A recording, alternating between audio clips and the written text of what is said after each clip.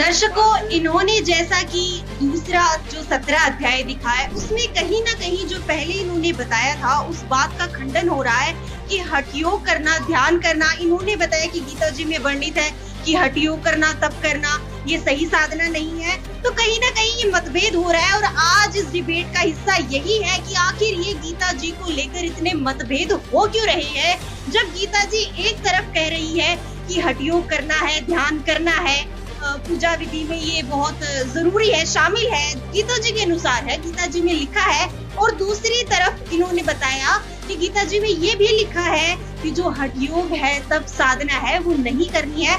तो आगे और क्या? अध्याय 3 के श्लोक 5 से 8 में देखिए, जो भी मनुष्य किसी भी काल में क्षण मात्र भी बिना कर्म किए नहीं रहता है, क्योंकि सारा मनुष्य समुदाय प्रकृति जन गुणों द्वारा परवरिश हुआ है, कर्म करने के लिए बाध्य किया जाता है। जो मूढ़ बुद्धि मनुष्य जो है वो इंद्रियों को हट करके, रोक करके और मन से उस इंद्रियों के विषयों को चिंतन करता रहता है, वह मिथ्याचारी और दंभी कहा जाता है। इसी प्रकार से हे अर्जुन, जो व्यक्ति मन से इंद्रियों को वश में करके अनासक्त हुआ, समस्त इंद्रियों द्वारा कर्म योग आचरण करता, वही श्रेष्ठ है। अध्याय 8 के 7 श्लोक में लिखा है, हे अर्जुन, तू युद्ध भी कर और स्मरण भी कर, इसी से तुम्हारा कल्याण होगा। जी, आप हाथ उठा रहे हैं, क्या कहना चाहेंगे आप?